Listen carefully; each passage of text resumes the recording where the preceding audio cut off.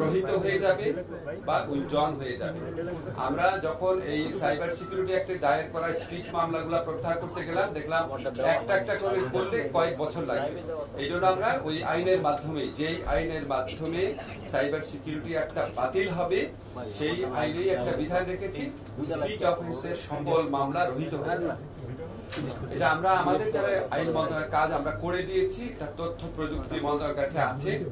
এই আইনটা বাতিল হওয়ার সাথে সাথে সাইবার সুরক্ষা আইন নামে একটা আইন করা হবে, যেখানে কম্পিউটার এবং হ্যাকিং রিলেটেড অফেন্স গুলার বর্ণনা থাকবে। কম্পিউটার এবং হ্যাকিং রিলেটেড অফেন্স গুলা আমরা অব্যাহত রাখবো, এটা আপনাদেরকে বলেছি। না হলে দেশের তথ্য প্রযুক্তি যে নিরাপত্তা, সেটা মারাত্মকভাবে বিঘ্নিত হবে। এটার সাথে মানুষের কথা বলার অধিকারের কোনো সম্পর্ক থাকবে না। সেকেন্ড হচ্ছে নতুন নিয়োগ এবং নিয়োগের সহায়তা। এখানে আমাদের অনেক অনেক অনেক শ্রম দিতে হয়েছে। আমাদের আইন মন্ত্রণালয়ের কর্মকর্তারা ক্ষেত্র বিশেষে, আপনারা খবর নিয়ে দেখেন, আপনারা সচিবালয় ভিজিট করেন, আমরা ক্ষেত্র বিশেষে আমাদের কোন কর্মকর্তা রাত 9টা 10টা পর্যন্ত কাজ করেছে। আমরা মাঝে মাঝে শুক্রবার অফিস করেছি, আমরা মাঝে মাঝে শনিবার অফিস করেছি। আমি আমার আইন মন্ত্রণালয়ের যত কর্মকর্তা আছেন তাদের প্রতি সবার প্রতি ধন্যবাদ জানাচ্ছি। একটা অসম্ভব কর্মযজ্ঞ সম্পাদন করা হয়েছে, আপনারা শুনলে বুঝতে পারবেন। আমরা নিয়োগ সহায়তা বা নিয়োগের ক্ষেত্রে যে কাজগুলো করেছি একটু বলি। একটা হচ্ছে বাংলাদেশের প্রধান বিচারপতি সহ আপিল বিভাগে 5 জন বিচারপতি, হাইকোর্ট বিভাগে 23 জন বিচারপতি এবং অধস্তন আদালতে 109 জন বিচারক নিয়োগে সাচিবিক সহায়তা দেওয়া হয়েছে। বাংলাদেশের 61 জেলায় ইতিমধ্যে 4300 জন আইন কর্মকর্তা নিয়োগ প্রদান করা হয়েছে। এই যে আইন কর্মকর্তারা ছিল, তারা ফ্যাসিস্ট সরকারের আমলে নিয়োগ প্রাপ্ত ছিল এবং 5 আগস্ট গণ অভ্যুত্থানের পর তারা অধিকাংশ 90% বেশি তারা পালিয়ে গেছেন, তাদের কোনো খোঁজ খবর কিছুই নেই। এবং এই যে একটা বিরাট 4500-এর বেশি পদ, আপনারা জাস্ট ইমাজিন করে দেখেন যে আমরা কোনো পাবলিক সার্ভিস কমিশন না, আমরা কোনো জুডিশিয়াল সার্ভিস কমিশন না।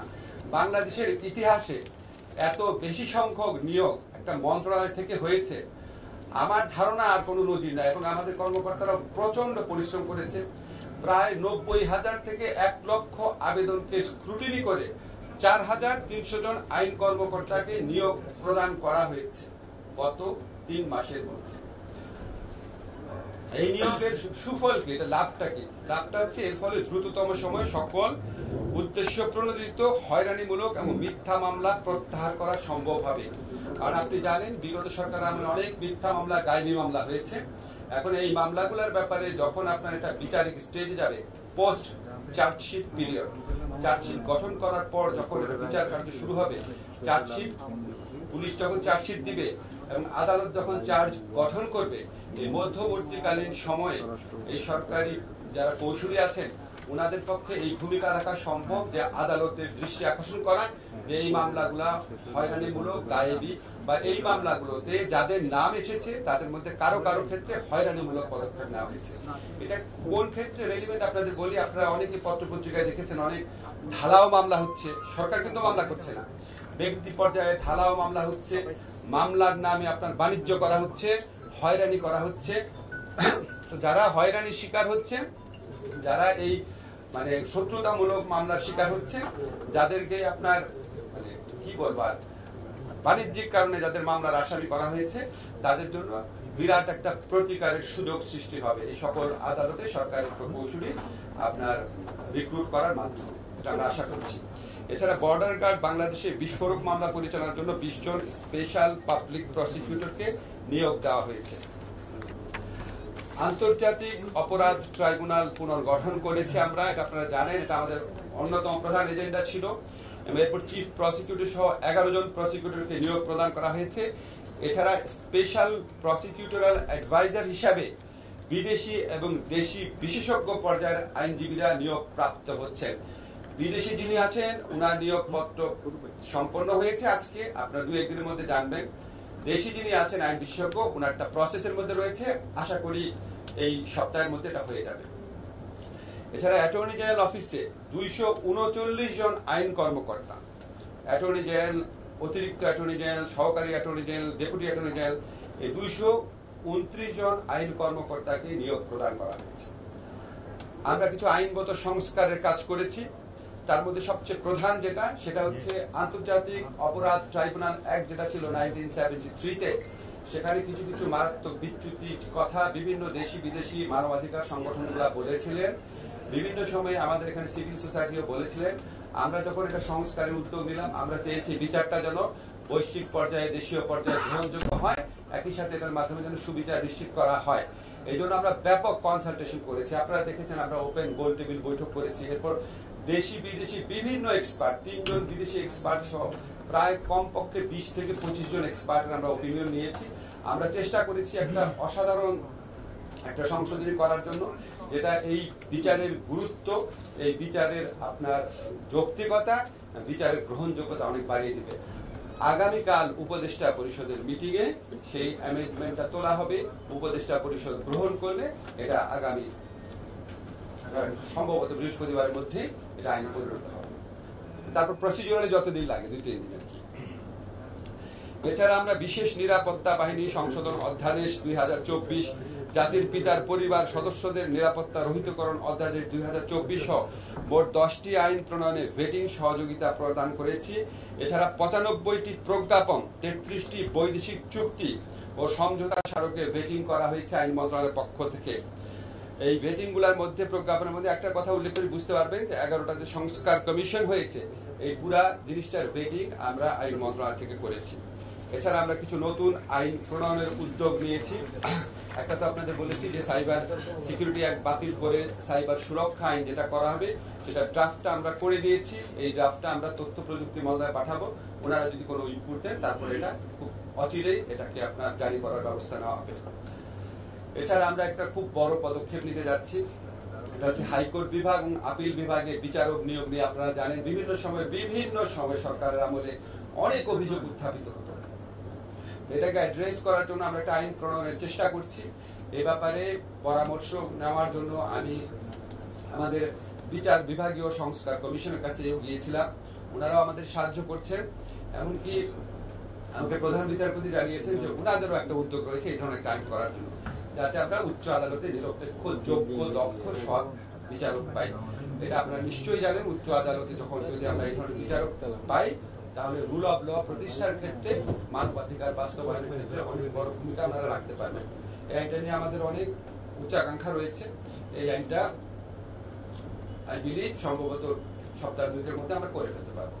পরবর্তী নিয়োগ, শুধু এটা বলে দিই আপনাদের, পরবর্তীতে হাইকোর্টে যে নিয়োগ হবে নতুন বিচারক, ওনারা এই আইনের মাধ্যমে হবে, কারো আপনার পছন্দ, রেকমেন্ডেশন এসবের ভিত্তিতে না। দুর্নীতি প্রতিরোধ কার্যক্রমের অংশ হিসাবে আমরা বিচারক, রেজিস্ট্রেশন বিভাগের কর্মকর্তা, আইন মন্ত্রণালয় এবং এর অধীন দপ্তর সংস্থার কর্মচারীদের পরিবারের সদস্য সহ অর্জিত সম্পদের হিসাব বিবরণী সংগ্রহ করেছি। বর্তমানে হিসাব বিবরণীগুলো যাচাই বাছাই কার্যক্রম চলমান রয়েছে। গুম বিরোধী সনদ যেটা রয়েছে, ওটা অনুসমর্থন এবং কমিশন গঠন করার ক্ষেত্রে আমরা প্রয়োজনীয় সকল সহযোগিতা প্রদান করেছি। এবং এই কনভেনশনটা যখন র্যাটিফাই করা হয়, আমাদের পক্ষ থেকে রিসার্চ করেছি, ওপিনিয়ন দিয়েছি, পররাষ্ট্র মন্ত্রণালয়কে যতটুকু পারা যায় সাহায্য সহযোগিতা আমরা প্রদান করেছি। আর গুম হওয়া ব্যক্তিদের সন্ধান এবং গুমে জড়িত ব্যক্তিদের বিরুদ্ধে আইনগত ব্যবস্থা গ্রহণের সুপারিশ প্রণয়নের জন্য যেহেতু তদন্ত কমিশন হয়েছে, এই তদন্ত কমিশনের যে এনাবেলিং যে লটা, সেটা সম্পূর্ণভাবে আমরা আইন মন্ত্রণালয়ের পক্ষ থেকে প্রিপেয়ার করেছি এবং এই কমিশনকে আমরা সার্বিক সহযোগিতাও প্রদান করছি।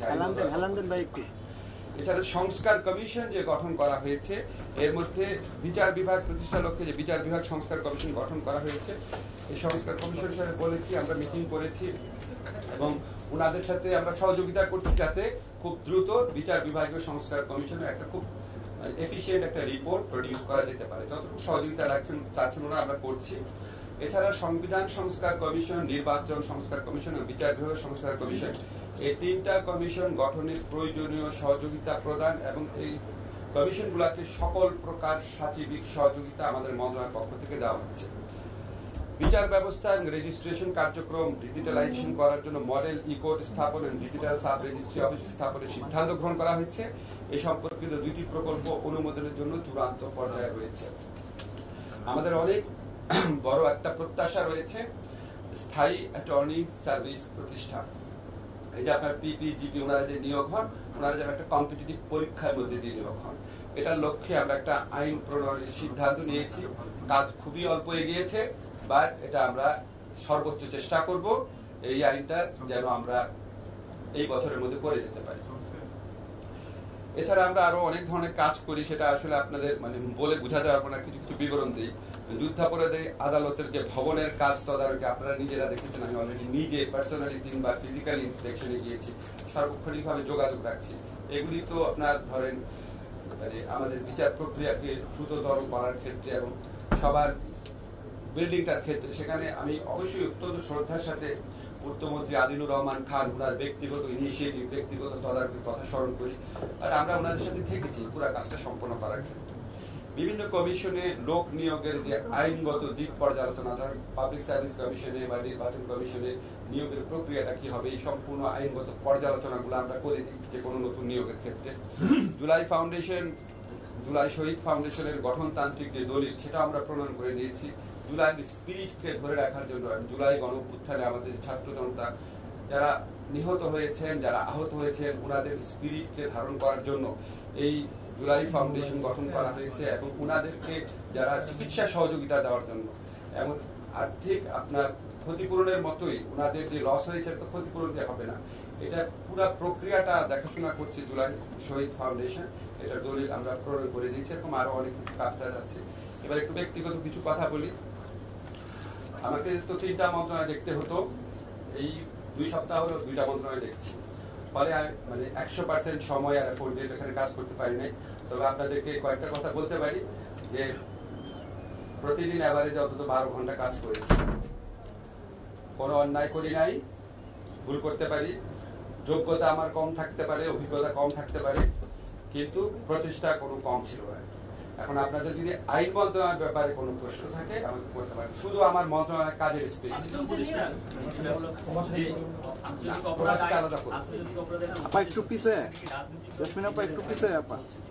সেটা একটা দিন অপেক্ষা করেন, দেখবেন।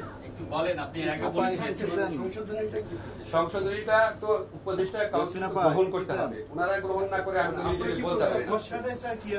আমাদের প্রস্তাবনায় যেটা আছে এটা আদালতকে সেভাবে সরাসরি ক্ষমতা দেওয়া হবে। বলা হয়েছে আদালত যদি মনে করে, আদালতের সেই অথরিটি থাকবে, আদালত যদি মনে করে তাহলে প্রয়োজনীয় ব্যবস্থা, শাস্তিমূলক ব্যবস্থা গ্রহণ করার জন্য তারা সুপারিশ করতে পারবে।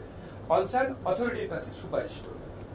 কনসার্ন যে সমস্ত অথরিটি রাজনৈতিক দলের ব্যাপারে শাস্তিমূলক ব্যবস্থা নেওয়ার আপনার রয়েছে, অনুমোদন রয়েছে, স্বরাষ্ট্র মন্ত্রণালয় আছে, তারপর আপনার ধরেন আমাদের পলিটিক্যাল পার্টি অর্ডিন্যান্স আছে, নির্বাচন কমিশন আছে, এটা এগুলির কথা আমি আইনে উল্লেখ করা নাই, কিন্তু যদি মনে করে তাহলে করতে পারে। এটা এমন না যে উনাকে এই আদালত শাস্তি দিবেই, আর আদালত যদি মনে করে শাস্তি দেওয়ার সুপারিশ করবে শুধু, এটা আমরা খসড়ায় রেখেছি। ডেফিনেটলি এটা উপদেষ্টা পরিষদের উপর ডিপেন্ড করে ওনারা এটা রাখবেন কিনা বা কি ফর্মে রাখবেন। জি স্যার, মাননীয় উপদেষ্টা জুলাই গণ অভ্যুত্থানের মাধ্যমে আদালতের বিনিময়ে আপনাদের সরকার একটা কনস্টিটিউশন এবং ইন্টারভিউ করেন, শোনা যাচ্ছে যে আপনার একটা এক্সট্রা কনস্টিটিউশন আপনি বললেন কিভাবে? এটা কনস্টিটিউশনের আর্টিকেল 106 এর আন্ডারে অনুমোদন নিয়ে করা হয়েছে। আচ্ছা, আপনি যে অর্ডিন্যান্সের কথা বলছেন, এই ধরনের কোনো অর্ডিন্যান্স চূড়ান্ত হয় নাই, এই ধরনের কথাবার্তা চলছে, কিন্তু পত্র পত্রিকাগুলো এমনভাবে লিখে দিয়েছে যেন এটা পুরা হয়ে গেছে। কথাবার্তা চলছে, চিন্তা চলছে, এটা উপদেষ্টা পরিষদ সিদ্ধান্তের উপর ডিপেন্ড করে। স্যার, আপনার কথা ছিল স্যার আপনি সংসদ বিষয়ক উপদেশ করেন। স্যার, একটা অর্ডিন্যান্স ছিল, একটা অধ্যাদেশ যে সংসদের শাসিত দায়িত্ব পালন। জি জি, এটা আমি একটু ব্যাখ্যা করি। এটা করার পর তো আপনারা মানে স্পিকার বানাই দিচ্ছেন, মানে অদ্ভুত ব্যাপার। কেউ ব্যাপার যাই হোক, আর বলতে চাই না, এটা ভেরি ক্লিয়ারলি বলি, বাংলাদেশে কেউ এখানে মানে এই আইনের মাধ্যমে কেউ স্পিকার হয়ে যায় নাই। ওইখানে যে জরুরি কিছু কার্যক্রম আছে, প্রশাসনিক কার্যক্রম, আর্থিক কার্যক্রম, কর্মকর্তা কর্মচারীদের বেতন দেওয়া, প্রশাসনিক কার্যক্রম, একটা মেরামতের ব্যবস্থা নিবে নাকি, কাগজপত্র কোথায় সরায় রাখবে, এই ধরনের অ্যাডমিনিস্ট্রেটিভ কাজের জন্য স্পিকার ওইখানে কাউকে মনোনয়ন করে। ধরেন সংসদ মন্ত্রণালয়ের সচিবকে উনি ক্ষমতাটা অর্পণ করে। এই অর্পণ করার ক্ষমতাটা শুধু দেওয়া হয়েছে, এই আইনে যারা কাউকে কোনো স্পিকার বানানো হয় নাই। সম্পদ বিবরণীর কথা দিলেন, কতজন প্রত্যেকে দিয়েছে, এক্সাক্ট নাম্বার আপনাকে বলতে পারবো না, প্রত্যেকে দিয়েছে। যারা বিদেশে আছেন তারা ছাড়া দেশে যারা আছেন সবাই দিয়েছেন। এবং আপনাদের একটা জিনিস জানিয়ে দিচ্ছি, আমাদের উপদেষ্টা পরিষদের আমাদের দেওয়ার কথা, এবং অ্যাকর্ডিং টু আমরা যে ট্যাক্স বিবরণী দিব লাস্ট, সেটা অনুযায়ী আমরা ডিটেইল জমা দিব। যেহেতু কারো কারো ট্যাক্সের বিবরণী দিতে দেরি হয়ে যাচ্ছে, এই জন্য টাইম লাগছে, বাট সবাই দিব। বিচার বিভাগ বিষয়ে অনেক কাজ করেছেন, বিচারক নিয়ম, চিফ জাস্টিসের নিয়ম। একটা বিষয়ে চিফ জাস্টিস সাহেব একটা চিঠি দিয়েছেন যে সচিবালয় গঠন করার জন্য। আপনাকে ধন্যবাদ, প্রশ্ন করতে হবে না। এটা নিয়ে বিভিন্ন রকম মতামত রয়েছে। এমনকি আপনি যে মাজদার হোসেনের রায় শুনেছেন না? তো ধরেন উনাদের ইয়েতে অভিমতে লেখা আছে মাজদার হোসেনের রায় কার্যকর করার জন্য পৃথক সচিবালয় দরকার।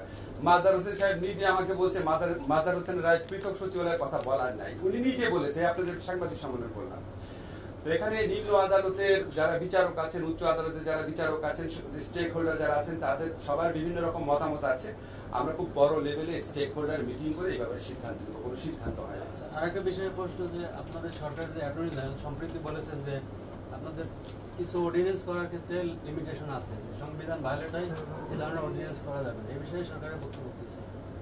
এটা উনি যেটা বলেছে সেটাই বক্তব্য। আপনি সংবিধান পরিপন্থী কোনো অর্ডিন্যান্স করা যায় না। স্যার, আপনি উল্লেখ করেছেন মামলা নিয়ে যে এখনো প্রচুর মামলা হয়েছে এবং মামলার চাঁদাবাজি হচ্ছে এরকম। আপনারা বলতে হবে না, আমি বলি। শোনেন, এই যে হয়রানিমূলক মামলা হচ্ছে, এটা আমরা অত্যন্ত অবহিত, এটা নিয়ে আমরা বিব্রত। নানান রকম প্রতিকার ব্যবস্থার কথা চিন্তা করেছি। একবার আমরা ডিসিশন নিলাম যে পুলিশকে একটা ক্ষমতা দেওয়া হোক, সিআরপিসি চেঞ্জ করে, যে উনারা এফআইআর করার আগে একটা ইনকোয়ারি করবেন প্রিলিমিনারি। তখন আবার বিভিন্ন পক্ষ থেকে বলা হলো এটা দেওয়া হলে তো পুলিশের ডাবল স্বেচ্ছাচারিতা করার সৃষ্টি হবে, দুইবার স্বেচ্ছাচারিতা করতে হবে। যদি পুলিশ করে, যদি করে, সবাই তার করে না। আর সাধারণ মানুষ দুইবার হয়রানির সম্মুখীন হবে, একবার হচ্ছে আপনার এফআইআর করা, একবার হচ্ছে ইনকোয়ারি করা। তারপরে এখন যেটা চিন্তা করছি, মানুষের অভিমত কিন্তু করতে হবে, কারণ করার পর দেখা গেল আরো খারাপ হলো।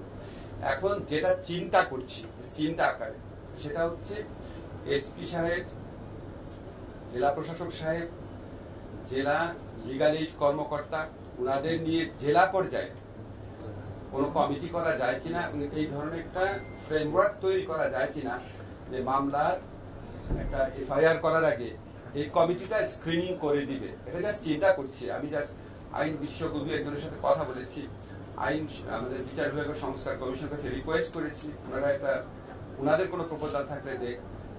এটা আমাদের করতে হবে, কারণ আজকে যারা হয়রানিমূলক মামলা করছেন, মিথ্যা মামলা করছেন এবং বাণিজ্যমূলক মামলা করছেন, কাউকে কাউকে থ্রেটও দেওয়া হচ্ছে যে টাকা না দিলে মামলা করা হবে।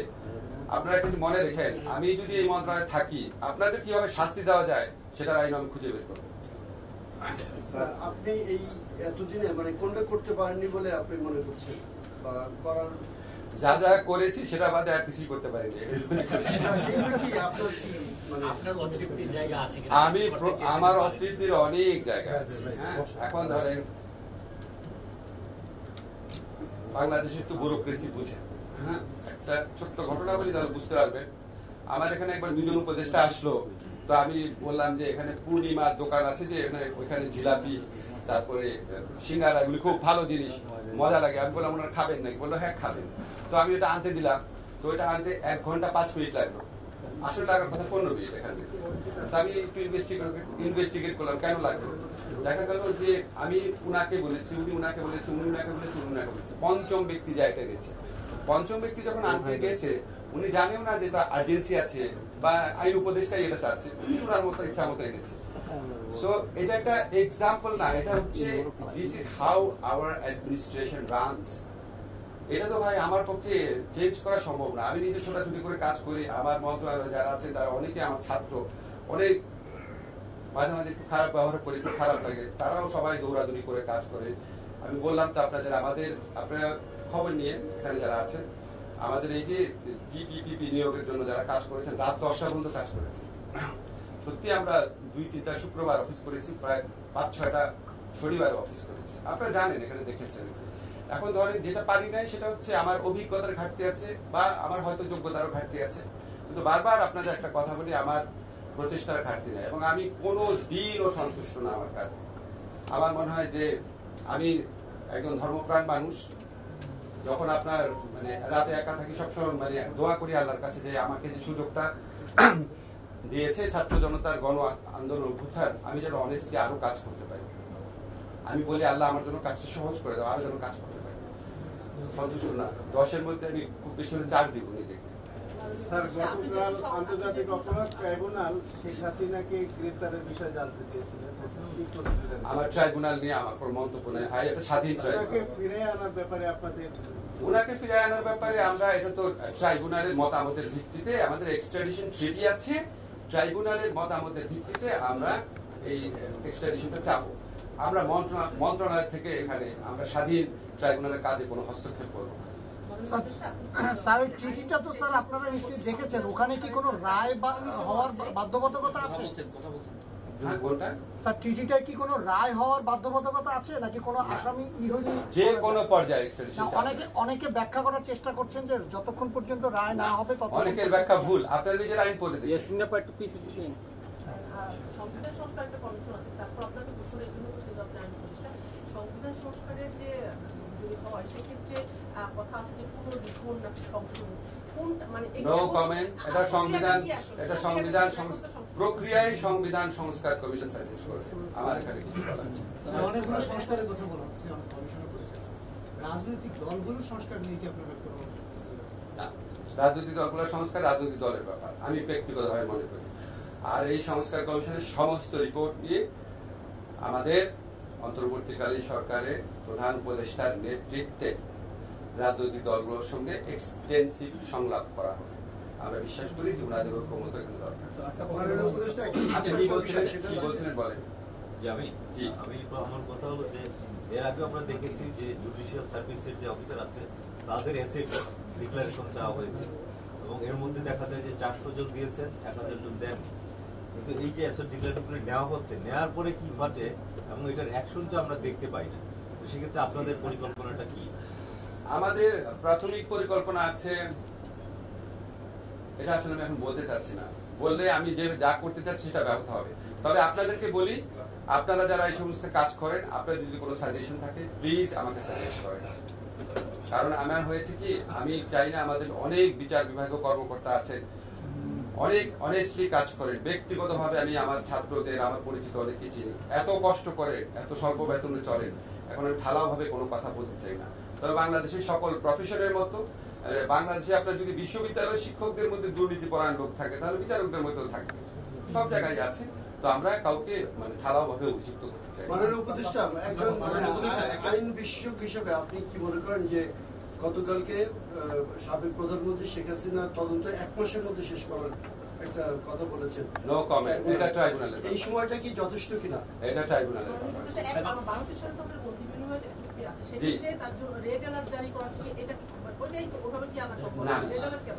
রেড অ্যালার্ট একটা অন্য মেকানিজম। রেড অ্যালার্ট হচ্ছে আমরা আন্তর্জাতিক যে পুলিশি সংস্থার সদস্য, কারণ আমার দেশে যদি আমি কাউকে না পাই, আমি রেড অ্যালার্ট জারি করতে পারি।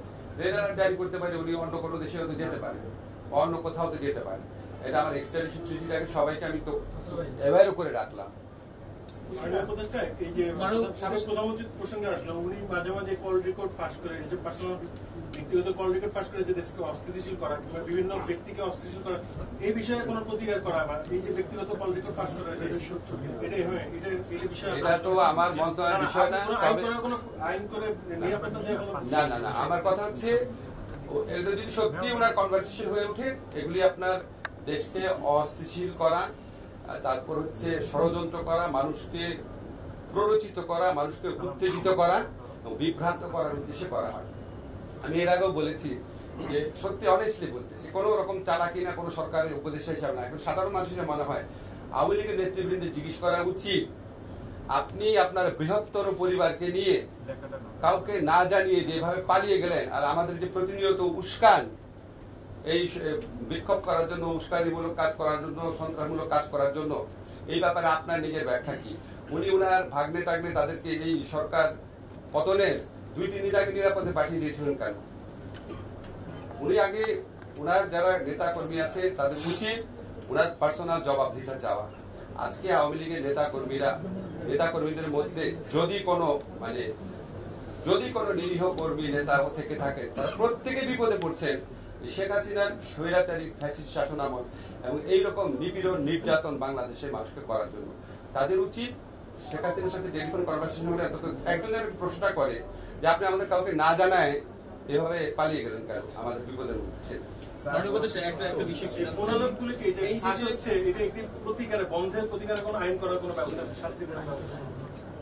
আপনি কি বন্ধ চান? দেখি, এটা তো আমার মন্ত্রণালয়ের বিষয় না, এটা আপনি যদি মানে আপনি প্রসঙ্গটা তুলেছেন হয়তো আমরা আলোচনা করবো। আচ্ছা, আমি শেষ লাস্ট কোয়েশ্চেন। বিভিন্ন ইস্যুতে যে আন্দোলন চলছে, নানা ইস্যুতে বিভিন্ন জায়গায় আন্দোলন চলছে, এইগুলো নিয়ন্ত্রণের জন্য আপনাদের কি উদ্যোগ আছে? আর দ্বিতীয়, আপনি যেহেতু প্রবাসীর সাথে যুক্ত আছেন, প্রবাসীটা আলাদা করব, প্রবাসী বলতে আপনাদেরকে আলাদা হয়ে না না, প্রবাসী এখন না, আলাদা করব প্রবাসী মন্ত্রণালয়ের পক্ষ থেকে, সেখানে প্রশ্ন করব। আমি না, রাজনৈতিক দলের সংস্কার বলেছেন আর না, আপনি যেটা বিক্ষোভ সমাবেশ করেছেন, দেখেন এখন যে কেউ ভিন্ন মত পোষণ করতে পারে, কিন্তু এইভাবে রাস্তা ব্লক করে দেওয়া, সাধারণ মানুষকে ভোগান্তির মধ্যে ফেলা, সাধারণ মানুষকে জিম্মি করা, এই অসহনীয় আপনার ট্রাফিক জ্যাম সৃষ্টি করা, আন্দোলনকারীরা যদি এই ধরনের জিনিস অব্যাহত রাখে, আমি মনে করি সাধারণ মানুষের পক্ষ থেকে তাদের বিরুদ্ধে প্রতিরোধ করে তোলা উচিত। আপনি আন্দোলন করবেন, আন্দোলনের তো নর্মস থাকা দরকার, কিছুটা নর্মস থাকা দরকার। আপনি সাধারণ মানুষ কিন্তু জিম্মি করতে পারেন না। কালকে আমি শুনেছি ট্রেনের মধ্যে ইট মেরে আপনার নারী শিশু তাদেরকে আহত করা হচ্ছে। এটা কি ধরনের আন্দোলন? আর আপনি ওভারনাইট বলবেন একটা কলেজকে বিশ্ববিদ্যালয় বানায় দিবে, তা এইচএসসি পরীক্ষা দিব না, আমার রেজাল্ট বদলা দিতে হবে। এখন আপনারা খালি চিন্তা করেন যে এখন আবার একটু কঠোর পদক্ষেপ নিলেও আবার সবাই সমালোচনা করা শুরু করে যে এরকম পুলিশ কেন এই ব্যবস্থা নিল, এটা কি আগেরই পুলিশ কিনা। এখন এটার মধ্যে ব্যালেন্স করে একটু টাফ। তবে আমার ব্যক্তিগত ধারণা, সাধারণ জনমত এই ধরনের হয়রানিমূলক জিম্মি করামূলক আন্দোলনের বিপক্ষে সাধারণ জনমত অত্যন্ত স্ট্রং হচ্ছে। রাষ্ট্র তো কিছু কিছু সময় রাষ্ট্রকে একটু শক্ত হতে হয় স্যার। গত কয়েকদিন ধরে এই যে বিভিন্ন আন্দোলন, অন্যায্য আন্দোলন, যেটা আমরা সবাই বুঝছি, সেখানে রাষ্ট্র কেন শক্ত হতে পারছে না স্যার? এখানে তো এই যে আমাদের একজন সাংবাদিক ভাই বললেন অন্যায্য আন্দোলন হচ্ছে রাস্তাঘাটে, এটার বিরুদ্ধে রাষ্ট্রের শক্ত হওয়া উচিত। এখন আপনি আমার বলেন, রাষ্ট্র যদি শক্ত হয়, দুই একজন যদি আহত হয়, গ্রেফতার হয়, এটা সাধারণ মানুষের একটা অংশের মধ্যে আবার এক ধরনের আপনার কষ্ট তৈরি করবে না যে আপনারা আগে সরকারের মতো দমন নিপীড়নে যাচ্ছেন কিনা? সেটা তো আমাদের মাথায় রাখতে হয়। আমাদের তো একটা গণ অভ্যুত্থানের পরবর্তী প্রেক্ষিতে মাথায় ক্ষমতায় মানে এই সরকার গঠনের দায়িত্ব দিয়েছে, এখানে অনেক বেশি চিন্তা করতে হয়, মানুষের কষ্ট না পায়। সেক্ষেত্রে মনে হয় না স্যার যে আপনাদেরকে পেয়ে বসছে অনেকে? সরকারের দুর্বলতা প্রকাশ পাচ্ছে, পেয়ে বসছে। আইন শৃঙ্খলা বাহিনীর সদস্যরাও তারা অসহায়ত্ব বোধ করছেন যখন রাস্তায় থাকেন, এবং তারা বলছেন যে আসলে এইভাবে তো আর হতে পারে না। পেয়ে বসছে, মানে ভালোবাসা দিয়ে রাষ্ট্র চলে, কিছুটা পেয়ে বসছে। আপনারা যখন এই সমস্ত প্রশ্ন করছেন, সবার মধ্যে যখন এই ধরনের বোধ জাগ্রত হবে যে আমরা বেশি ভালোবাসা দিচ্ছি, বেশি নরম থাকছি, দেখে পেয়ে বসছে, তখন আমাদের শক্ত হওয়ার সুযোগ সৃষ্টি হবে। শক্ত যখন হবো, খুব ভালোভাবে হবে।